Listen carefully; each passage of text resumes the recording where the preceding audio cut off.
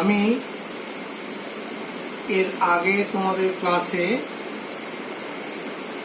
যে কবিতাটা নিয়ে আজকে আমরা আলোচনা করতে যাচ্ছি, অ্যাসলিপ ইন দ্য ভ্যালি, এর ইন্ট্রোডাকশনটা দিয়েছিলাম।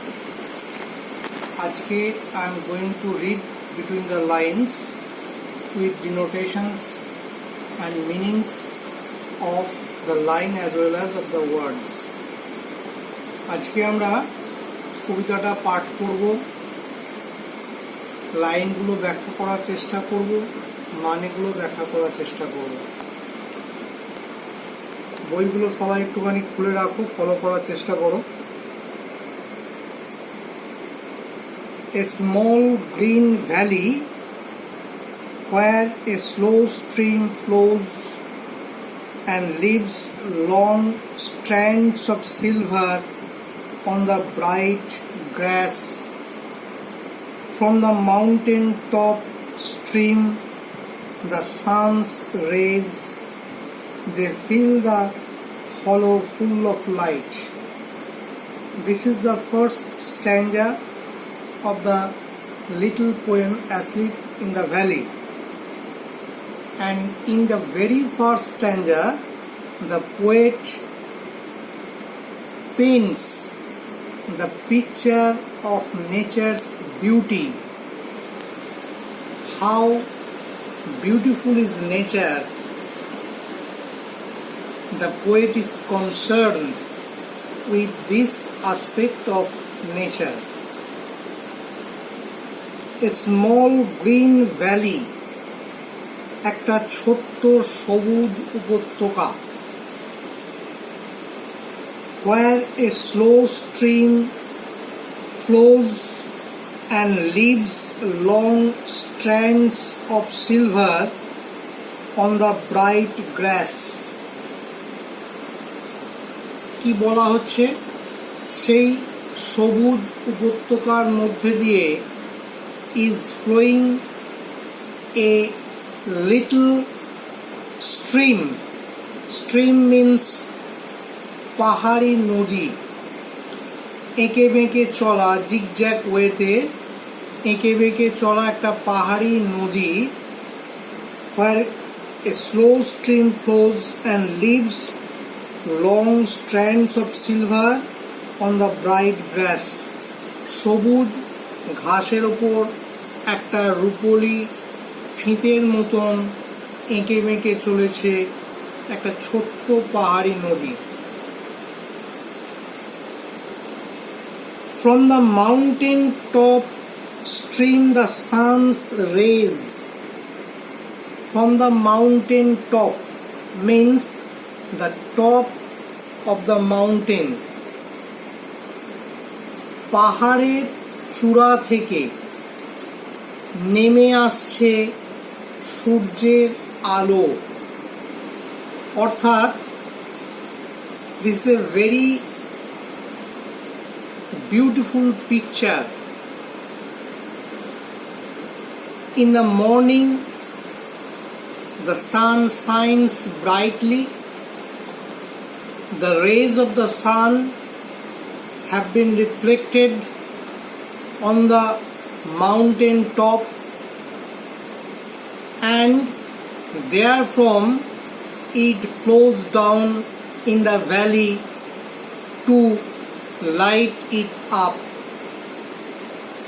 প্রভাতী সূর্যের কিরণ পাহাড়ের চূড়ায় পড়েছে, সেখান থেকে যেন সূর্যের আলো ঝর্ণা ধারার মতন নেমে আসছে ভ্যালিতে, নিচে যে উপত্যকা রয়েছে সেই উপত্যকায়, এবং সমস্ত উপত্যকাটাকে আলোকিত করছে।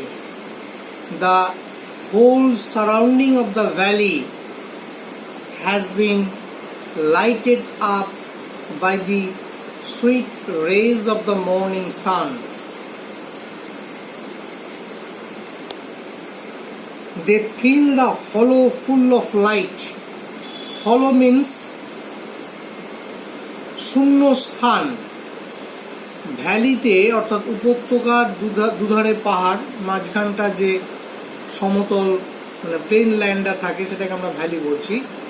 এই সমস্ত উপত্যকাটা আলোয় আলোয় পূর্ণ হয়ে গেছে। তাহলে প্রথম প্যারাগ্রাফে আমরা পেলাম, প্রথম স্তবকে আমরা পেলাম একটা অনিন্দ সুন্দর প্রাকৃতিক পটভূমি, landscape picture, at the background of which the poet is going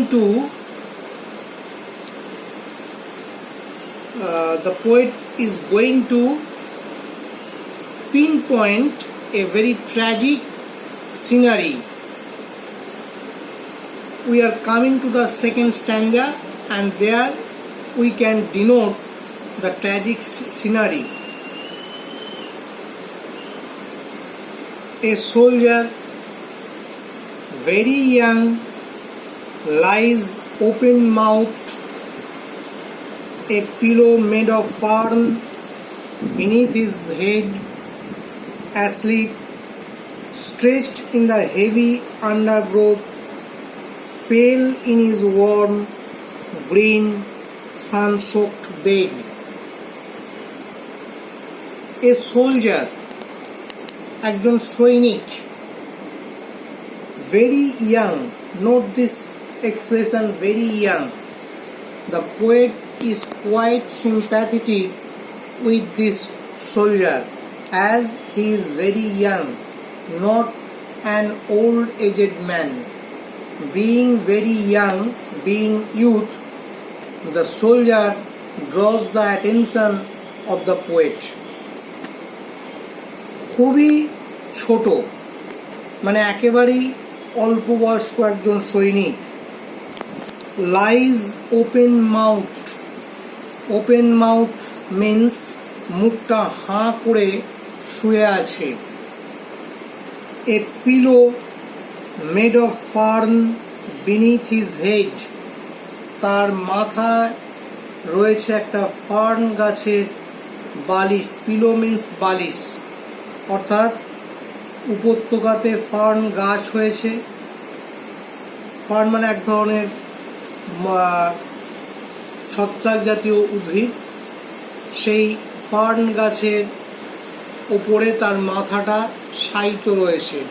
fern গাছটা যেন এখানে বালিশের সঙ্গে তুলনা করা হয়েছে।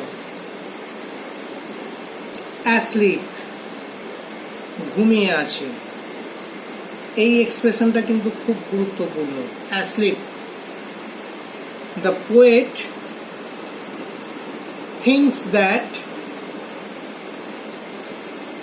the soldier lies fast asleep.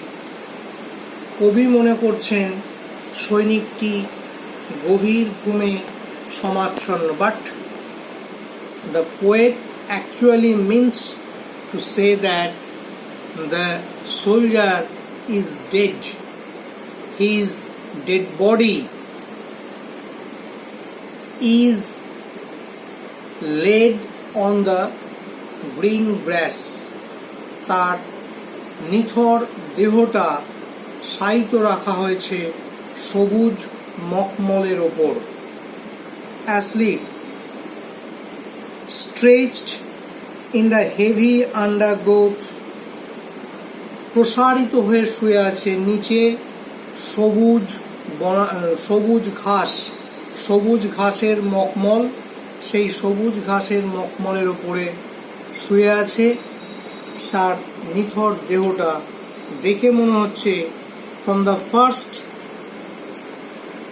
Point of vision, anyone can make a wrong idea that the soldier is lying fast asleep. যে কেউ প্রথম দর্শনে মনে করবে যে সেই সৈনিক ঘুমিয়ে আছে। Pale in his warm green sun-soaked bed. Pale, pale মানে হচ্ছে ফ্যাকাশে। His body has become pale. This particular word pale denotes particularly that the soldier is dead. If we are lively, then our body cannot be pale. Cannot be cadaverous. যদি আমরা বেঁচে থাকি তাহলে আমাদের দেহটা কিন্তু ফ্যাকাশে বিবর্ণ হয়ে যায় না। যখন একজন মানুষ মারা যায় কিছু সময় পর তার দেহটা এই রকম বিবর্ণ ফ্যাকাশে হয়ে যায়। তাহলে এই যে পার্টিকুলার ওয়ার্ড পেল, এইটা দিয়ে কবি বোঝাতে চাইছেন যে সৈনিকটি মৃত, সে আর জীবিত নেই।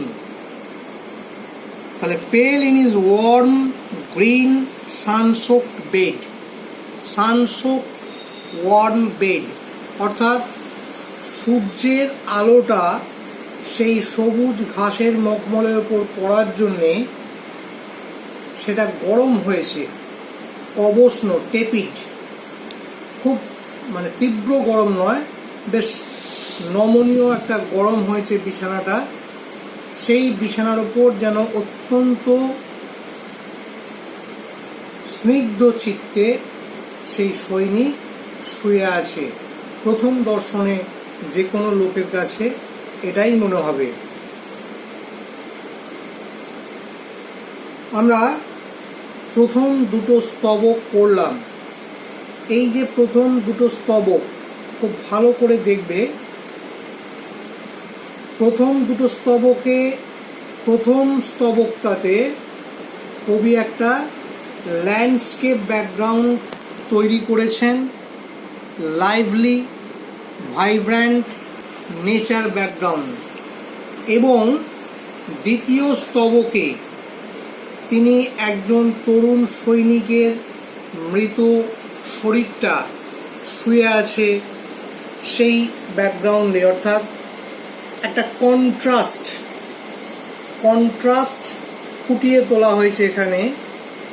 একদিকে লাইভলি ভাইব্র্যান্ট নেচার ব্যাকগ্রাউন্ড আর অন্যদিকে একজন তরুণ সৈনিকের মৃতদেহ, নিথর মৃতদেহ। এই যে কন্ট্রাস্ট, এই কন্ট্রাস্টটার মধ্যে দিয়ে কবি তার যে বক্তব্যটাকে আরও বেশি করে ফুটিয়ে তুলতে চেয়েছেন। আমি আগেই বলেছি আগের ওপেনিং ডিসকাশনে, কবি যুদ্ধ বিরোধী মনোভাব, অ্যান্টি ওয়ার ফিলিং নিয়ে কবিতাটা লিখেছেন এবং সেখানে তিনি মানুষের দৃষ্টি আকর্ষণ করতে চেয়েছেন যে যুদ্ধ এই ধরনের অনেক অনেক তরুণের অকাল মৃত্যুকে ডেকে নিয়ে আসে, যাতে অ্যাকচুয়ালি আমাদের সমাজের ক্ষতি হয়। এই বক্তব্যটাকে এই সুন্দর কন্ট্রাস্টের মধ্যে দিয়ে তিনি আরও বেশি হাইলাইট করেছেন। এটা ভালো করে পড়ে আসবে এই দুটো স্তবক। এবং এখানে আরও একটা জিনিস আমি বলে দিচ্ছি, এই দুটো স্তবক 4-8 লাইনের একটা যে দুটো স্তবক আমরা পড়লাম, এটা হচ্ছে এক ধরনের সনেট, মানে এক ধরনের স্পেশাল টাইপ অফ পোয়েট্রি, যেখানে আমরা 8-6 মানে অক্টেভ আর সেস্টেট এই ফরম্যাটে কবিতাগুলো লেখা হয়। এই যে প্রথম 8টা লাইন, এই প্রথম 8টা লাইনকে আমরা বলছি অক্টেভ। এটা আমরা বলতে পারি ইটালিয়ান সনেট, পেট্রার্কান বা ইটালিয়ান সনেট। এই সনেট সম্বন্ধে আমি পরে মানে after the end of the poetry আমি একটু আলোচনা করে দেবো। তো আজকে আমরা এখানেই রাখছি। পরের দিন আমরা শেষ 6টা লাইন, সেস্টেট অংশটা আলোচনা করব। সকলকে ধন্যবাদ।